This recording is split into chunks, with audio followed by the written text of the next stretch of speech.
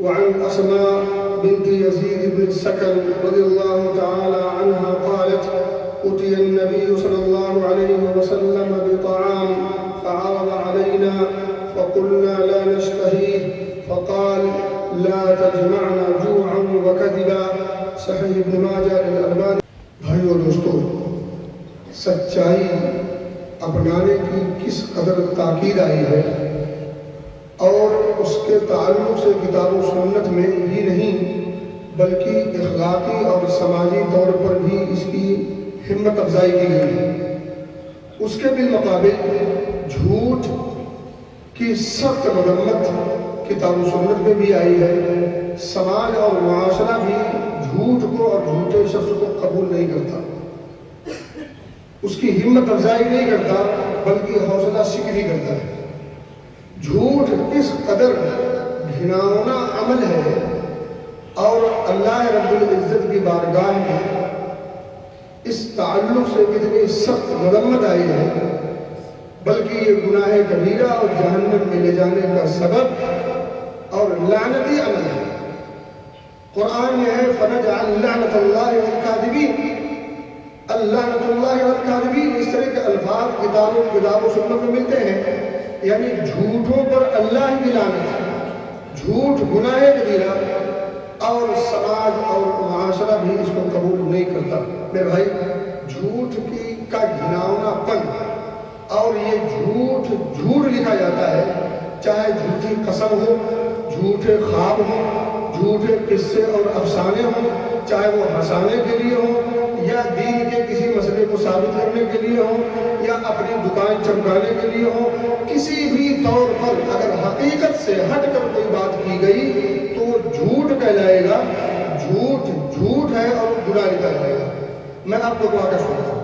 حضرت اسماء بنت یزید بن السکن وہ فرماتی ہیں کہ نبی اکرم صلی اللہ علیہ وسلم کے پاس کھانا لایا گیا۔ اُتِیَ النبی صلی اللہ علیہ وسلم بطعام، کھانے کی کوئی چیز آپ کے سامنے پیش کی گئی، آپ صلی اللہ علیہ وسلم نے ہمارے سامنے اسے پیش کر دیا۔ اگر تم بھی کہو پیشکش کی کھانے کی، تو وہ کہتی ہے فَقُلْنَا لَا نَشْتَهِي، ہمیں اس کی حاجت نہیں، ہمیں اس کی ضرورت نہیں، ہمارا پیٹ بھرا ہوا ہے، ہمیں اس کی طلب نہیں ہے۔ نبی اکرم صلی اللہ علیہ وسلم فرماتے ہیں لا تجمعن جوعا وکذبا، ایک ہی ساتھ جھوٹ اور بھوک دونوں اکٹھا نہ کرو۔ یعنی طلب تو ہے، ضرورت تو ہے، مگر پھر بھی کہتے مجھے ضرورت نہیں۔ اس کا مطلب یہ ہے کہ اپنی بھوک جاری ہے، بھوک باقی ہے، طلب اور حاجت ہے، تو ایک طرف تو یہ ہے کہ آپ کی حاجت بھی پوری نہیں ہوگی، دوسری طرف جھوٹ بھی لکھا جائے گا۔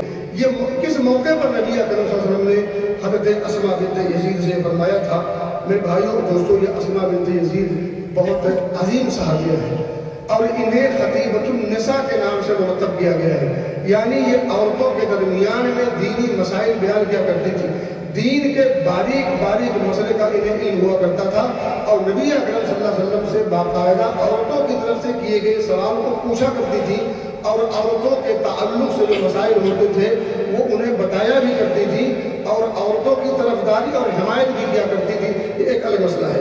بہرحال نبی اکرم صلی اللہ علیہ وسلم کی زوج محترمہ، ہم سب کی ماں حضرت عائشہ صدیقہ رضی اللہ تعالی عنہا کو جب دلہن بنا کر کے نبی اکرم صلی اللہ علیہ وسلم کے پاس پیش کرنے کی تدبیریں کی جانے لگی، تو اس میں اسماء بنت عمیس فرماتی ہے، یہ مسلم احمد کی روایت ہے، وہ فرماتی ہیں کہ کنت صاحبۃ عائشہ رضی اللہ تعالی عنہا حیأتها وادخلتها علی رسول اللہ صلی اللہ علیہ وسلم ومعی نسوہ، عورتوں کا ایک جمگھٹا تھا، اس جمگھٹے کا کام یہ تھا کہ اماں عائشہ صدیقہ رضی اللہ تعالی عنہا کو وہ دلہن بنا رہی تھی، یعنی اس کو سجا اور سنوار رہی تھی کپڑے وغیرہ پر، جیسا کہ آپ ہم سمجھ سکتے ہیں۔ تو کہتے ہیں کہ نبی اکرم صلی اللہ علیہ وسلم کے سامنے پیش کرنے کے لیے ایز اے بیوی پہلی بار جب وہ جا رہی تھی تو یہ سب ساری عورتیں وہاں ان کو بنا سجا سنوار رہی تھی، آج کے زبان میں کہنے کہ میک اپ کر رہی تھی۔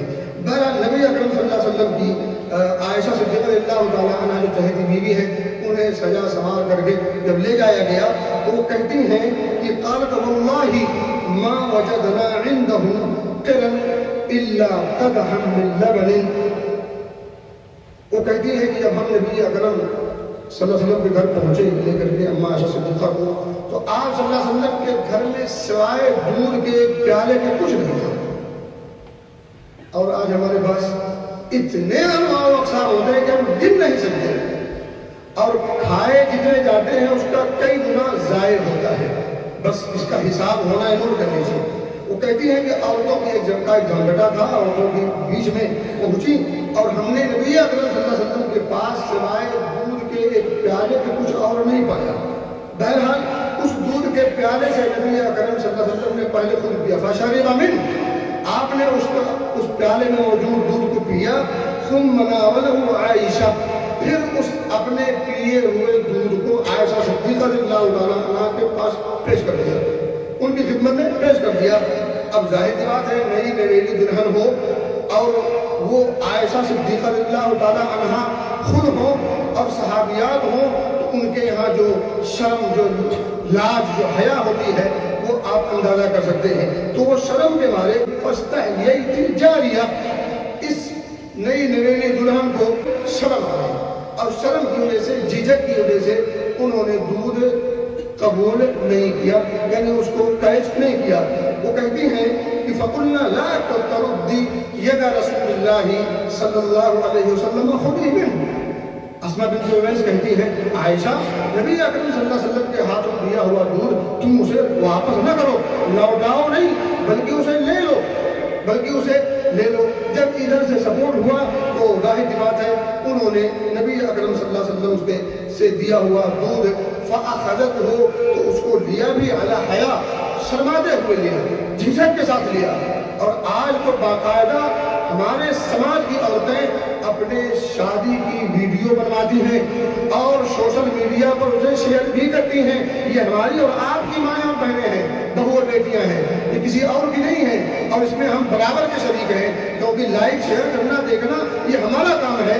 تو ظاہر سی بات ہے اس میں ہم برابر کے شریک ہیں. بہرحال کیا کچھ نہیں دکھاتی ہیں آج ہماری مائیں اور بہنیں اور ہماری بہو اور بیٹیاں اور ہماری یہ جو دختران ہیں. آپ یقین کریں انسان کا سر شرم سے جھک جاتا ہے. انسان ہو، انسانیت اگر ہو، ذرا بھی غیرت ہو، ذرا بھی دین اور ذرا بھی اسلام کی لاج اور کچھ شرم و حیا باقی ہو، لیکن یہ کام کرنے سے پہلے انسان دھنس جائے اور مر جائے اور ڈوب جائے. لیکن بہرحال یہ ہمارا اور آپ کا معاملہ ہے، بس اللہ محفوظ رکھے. تو وہ کہتی ہیں کہ نبی اکرم صلی اللہ علیہ وسلم سے جب انہوں نے جب دودھ دیا، پہلے شرمائی، بعد میں کہنے پر انہوں نے شرماتے ہوئے دودھ کو لیا اور خود بھی پیا. فشربت منہ، تو انہوں نے اس سے پیا. جب پی لیا تو نبی اکرم صلی اللہ علیہ وسلم نے اماں عائشہ صدیقہ سے فرمایا، آپ نے فرمایا تم اپنی سہیلیوں کو بھی دے دو، تم اپنی سہیلیوں کو بھی دے دو. فقلنا لا نشتہی.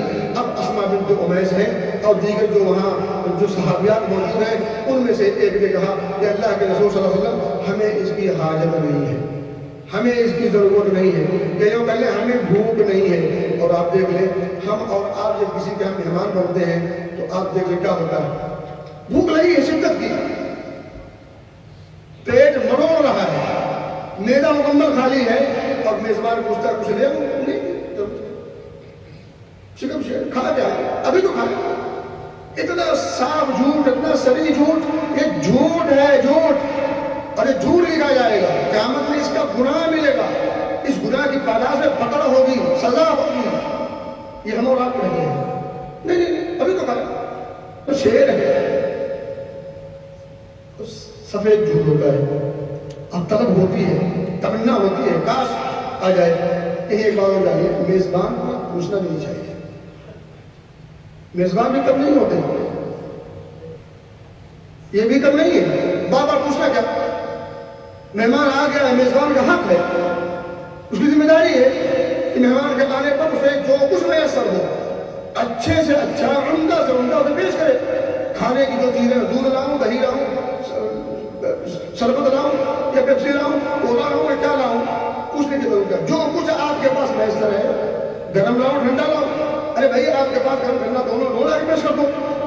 اس کی جو ضرورت ہوگی پی لے گا، کھا لے گا، استعمال کر لے گا، نہیں تو پھر واپس لے جاؤ.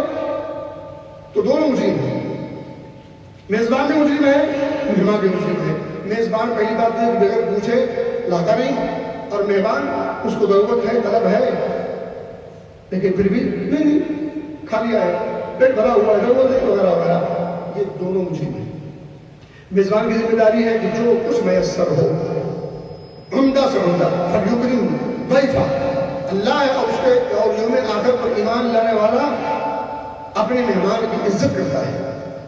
من کان یؤمن باللہ والیوم الآخر فلیکرم ضیفہ، اپنے مہمان کی عزت نہ کرنا گویا کہ اللہ پر مکمل ایمان نہیں، یوم آخر پر اس کا ایمان نہیں۔ اللہ پر اور یوم آخر پر ایمان لانے والا شخص اپنے مہمان کی عزت کرتا ہے، مہمان نوازی کرتا ہے، دل کھول کے کرتا ہے، خوب خرچ کرتا ہے، خرچ کرنے سے بڑھتا نہیں۔ آپ نے دیکھا نا پانی جتنا نکالو اتنا نیچے سے آتا ہے، اور جن ہینڈ پائپ کو استعمال لوگ نہیں کرتے، جس کنویں کو لوگ استعمال نہیں کرتے وہ سوکھ جاتے ہیں، اور جس کو جتنا زیادہ استعمال کرتے ہیں اتنا زیادہ نیچے سے چشمہ بن جاتا ہے اور پانی زیادہ آنے لگتا ہے۔ تو میں یہ کہہ رہا تھا کہ نبی اکرم صلی اللہ علیہ وسلم کی حدیث پاک میں اور اس پورے قصے میں آگے جب آپ نے کہا کہ اپنی سہیلیوں کو بھی دے دو، نبی پاک نے پیا، نوش فرمایا، عائشہ کو دیا، شرما کے انہوں نے لیا، پھر انہوں نے پیا، نبی اکرم کا حکم ہوا ذرا اپنی سہیلیاں تمہارے ارد گرد بیٹھی ہیں انہیں بھی دے دو۔ ان میں سے ایک بول پڑی کہ اللہ کے رسول صلی اللہ علیہ وسلم ہمیں اس کی حاجت نہیں، جیسا کہ ہمارے سماج میں اس کا نام ہے عزت داری، وزاداری، خودداری۔ کاہے کی عزت داری؟ جب مہمان کا حق ہے کہ میزبان اس کی مہمانی کرے اور آپ کو ضرورت بھی ہے تو جھوٹ بولنا، اس کا نام خودداری ہے، اس کا نام جھوٹ ہے، اس کا نام مکاری ہے۔ خودداری نہیں، یہ مکاری ہے۔ میرے بھائی نبی اکرم فرماتے ہیں فقال لا تجمعنا جوعا وكذا، تم جھوٹ اور بھوک دونوں کو اکٹھا نہ کرو۔ جب انہوں نے کہا ہمیں اس کی ضرورت نہیں تو آپ نے کیا فرمایا؟ جھوٹ اور بھوک ان دونوں کو اکٹھا نہ کرو۔ گویا کہ تمہاری بھوک تو ہے لیکن جھوٹ بول کر کے اب جھوٹ بھوک بھی پوری نہیں ہوگی، جھوٹ بھی لکھا جائے گا۔